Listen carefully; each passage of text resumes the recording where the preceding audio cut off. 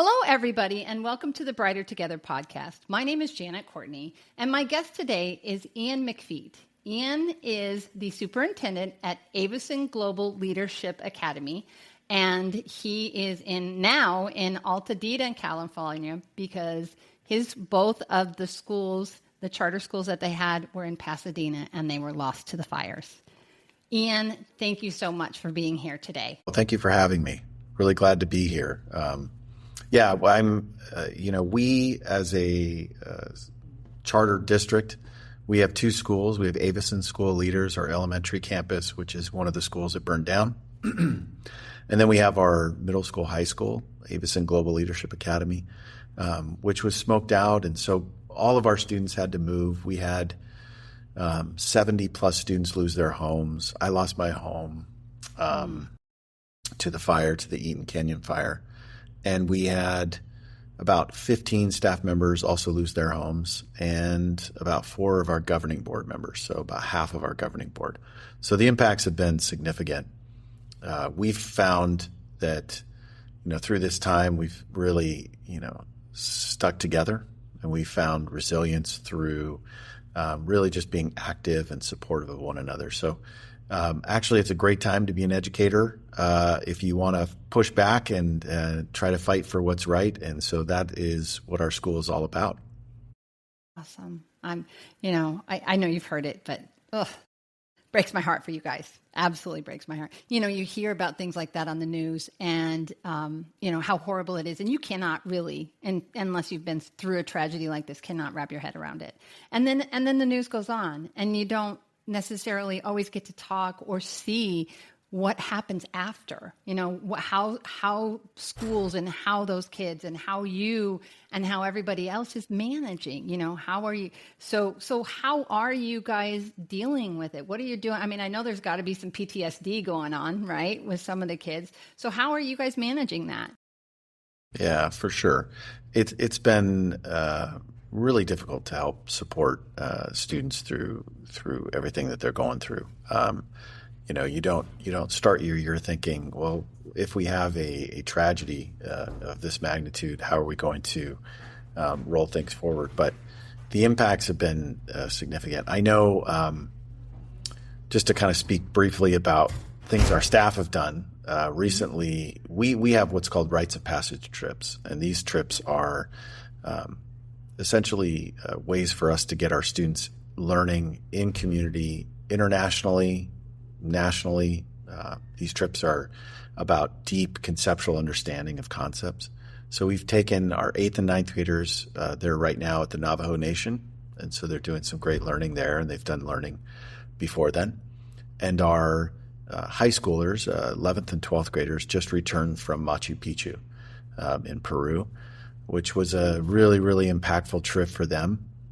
So, despite all of the things that we're going through, we still kind of get back to our core, which has been about our rites of passage trips, about supporting students and their belonging. And we've been really heartened in that work. And then additionally, recently we've been doing odes to Altadena. We call these poems that we're having students write odes to Altadena. And it's a workshop that we've done with our faculty and that I've done with the faculty, and then our faculty have been doing with students, and I actually have helped with our student writing as well.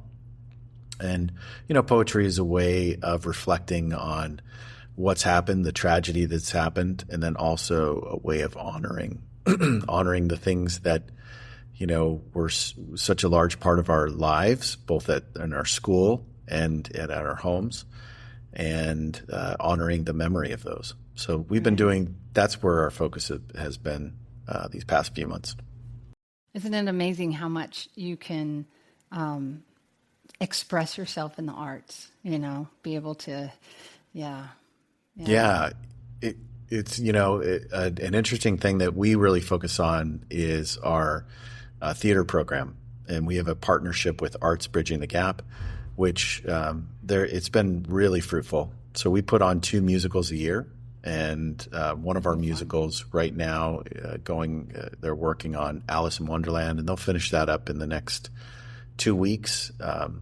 it's hard when your school burns down because you have all your stage and all your things set up to find a place, right? So, right. But we've been able to work through temporary locations, and the generosity of the community and folks who just really step up to help us make sure our theater production continues. It's been really. My son was in a program. He was a 2020 graduate, so they did not get to finish COVID. Yeah, he was in the arts. He was the lead in Bye Bye Birdie. At the beginning of the year, and then they did a second, and I can't even tell you anymore. It's been too long. He could tell you in a heartbeat what it was. But they were like halfway through and they canceled the entire thing, and it was heartbreaking for them. And I was the bawling mother, it's like, right. My son. He didn't understand. He's like, Mom, why are you crying? He's an 17, 18-year-old boy going, it's okay.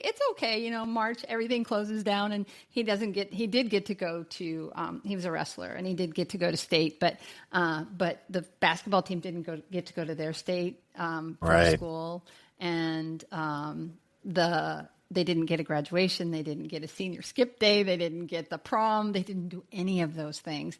And, I told him, I said, you don't understand what you're losing right now, honey. And you're never going to get it back. And then 2 years later, after COVID, 22, because he had friends that he went to graduation, and they had a graduation in 22. And he looked at me and because I went to that graduation because I knew some of his friends that were graduating. And he said to me, Mom, I get it now. I get it. I get what I lost. I see what I lost. And I was like, now you know why your mom was a blubbering mess for the whole semester. Because it was just so sad, Yeah. So, well, it's gonna hit at different times. Yeah. Mm-hmm. You don't know when, I haven't done as much reflecting as I'd like to have been doing.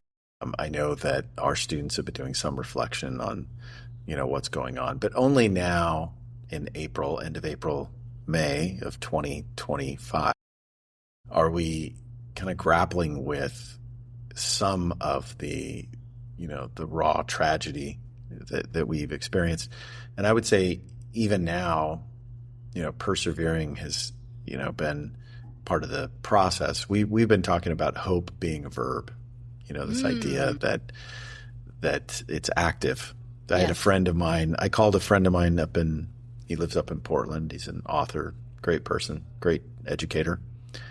And he said, Ian, you don't have to be optimistic during this time, but you do have to be hopeful, and hope is a verb. And he said, he didn't say that, obviously. I'm just, he was quoting someone else. Right. Okay. But it is an active thing. And I tell you, we've been busy. We've been working a lot. Both of my principals have been working really tirelessly, and our director team and our office staff. I mean, we just had some wonderful things happen. I mean, we got some free Dodgers tickets last night, so we were able to bring all of our students to the Dodgers game, which was wonderful, right? Mm-hmm. Dodgers really stepping up. Yeah. We took some of our basketball players to a Lakers game, which was great. So there have been moments of levity and moments of brightness, and, folks giving to our school, part of the rebuilding process with us. And those have been just lovely, lovely moments. Mm-hmm. Yeah. So where are you now? Obviously you're in a school, you're in a building anyway. So how did that come about? What can you walk us through that process? Yeah. So we actually use facilities through what's called Prop 39 in California. And through PUSD facilities, we had one Prop 39 facility, and then we rented a second one. Now with the Prop 39 facility, the district facility, PUSD's land, their school that we leased out. Now that is gone, we're in a temporary location for our elementary school on Cleveland campus.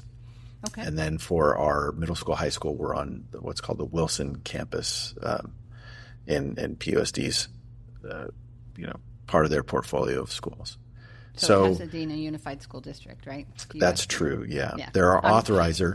That, but I want to make sure our listeners know. Absolutely. Yep. Pasadena Unified School District. Awesome. So they've been helpful. They must have lost schools too, right?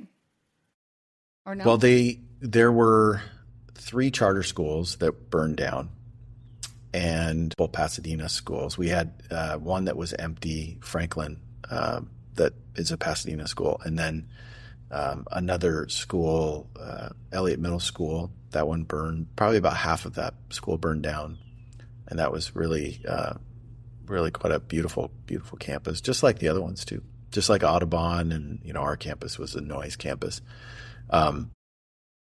Pasadena's had some impacts for sure. And charters in the Altadena area have really had, they've been really powerful for the community. They've been an alternative in education. They're public education, right? Mm-hmm. Just like any charter public school's school. Public school. I get that. Yes, absolutely. Yeah. And we've said that before on the podcast. Charter schools are public schools. They are not private schools. We know that. Correct. Yeah. For those that do not know that, yes. Yeah. Yeah, so we get state funding and federal funding. I'm sorry, go ahead. Mm-hmm. No, I was just saying we get state and federal funding. So that's exactly. Mm-hmm. Yeah. So I think most of our audience would know, but just to be clear, charter schools do get state and federal funding, and they are under the same regulations and the Department of Education in the state in which they live, because they do take state and federal funding. It's when you have a private school that does not take state and federal funding, that is a different bird altogether. And they don't fall under the same rules as a charter school. So charter schools take students that, special education students and gifted and talented students and everything. Everybody that comes there, they help. So because it's a public school, public charter.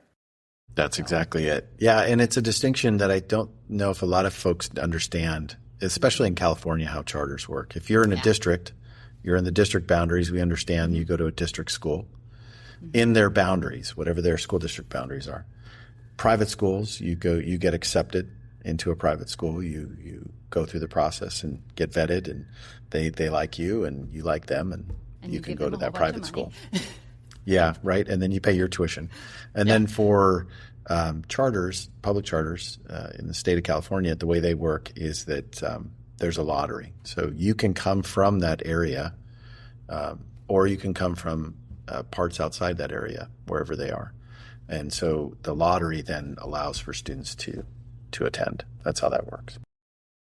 And it's different. Every state is different in how they do it. That's true. And we're obviously, we're not religious, so we're not affiliated that way. Charters in California are not that.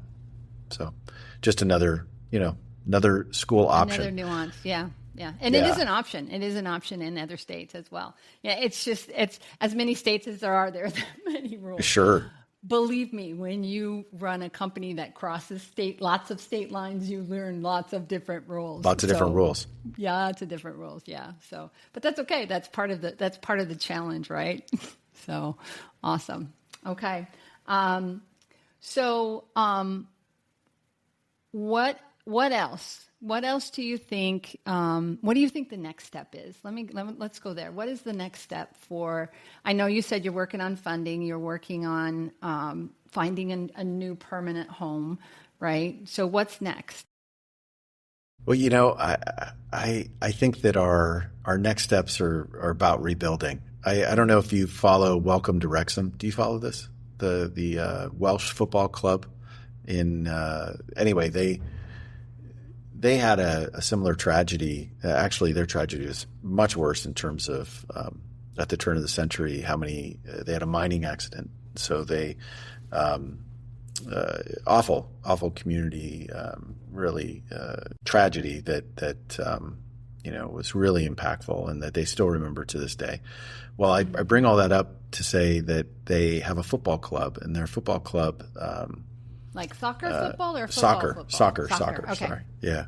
And Ryan Reynolds. Heard of it, but Ryan Reynolds and Ryan Ben Reynolds. McElhaney. Okay, I have heard it. McElhaney. So they took on this club, and the club has been promoted every single year. So you ask kind of what are the next steps for us when we look at where we are right now. Our school burned down, and our other school got smoked out, and we've had it's taken a toll on our school community. But just like what happened in Wrexham, we think of ourselves as rising from tragedy to find what our next rising from the ashes. And, interestingly, our mascot of our elementary is a phoenix. Yeah, a phoenix. I love that. Yeah, I remember you said that when we talked before. So that's fantastic.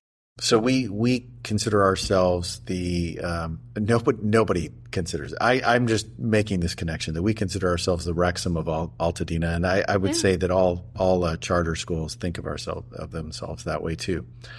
That with the proper support, we're just looking for our Ryan Reynolds out there in the world. There you go. That's what it is. Okay, Ryan, come on, Ryan. Right.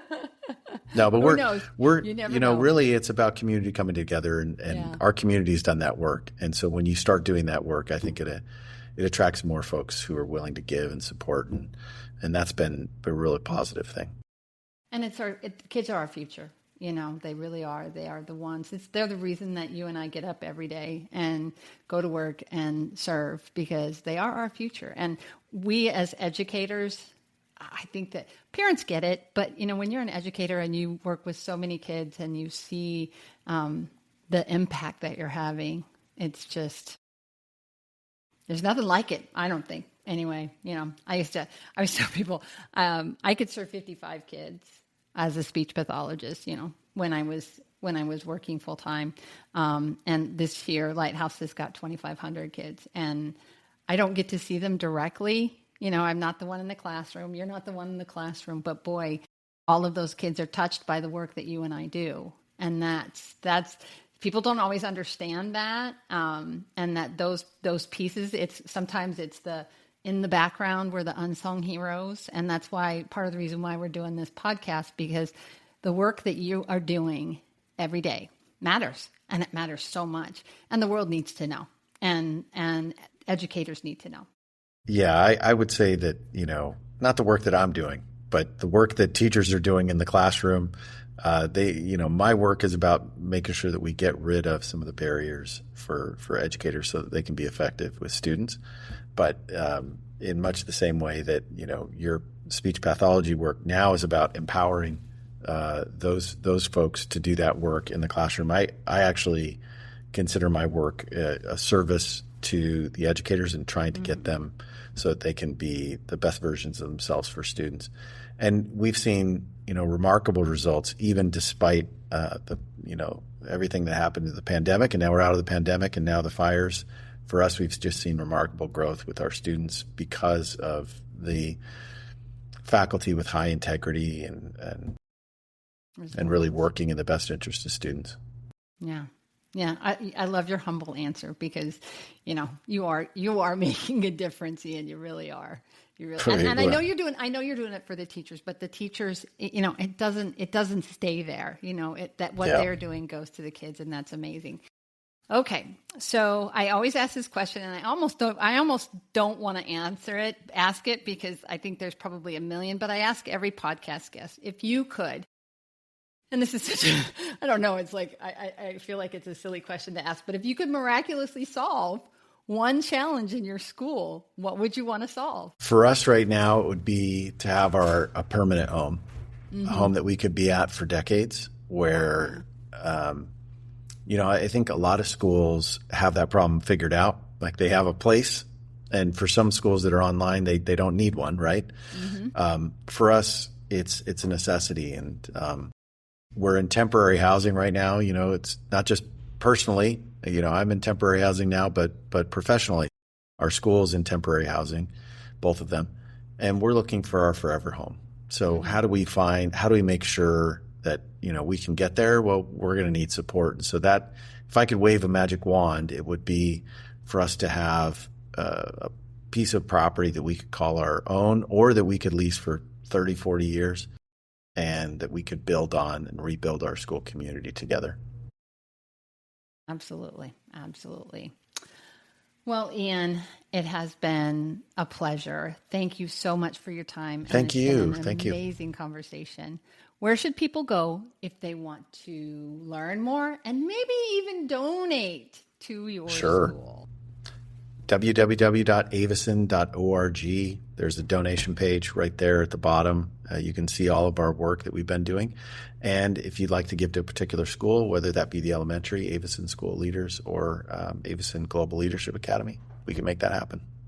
Thank you so much. I mean, You bet. I really appreciate the time. Yep. Thank you too, Ian. I appreciate your candor and your humbleness. It's been a real pleasure. Take care. And God bless you guys. I know it's tough. God bless you. Appreciate it.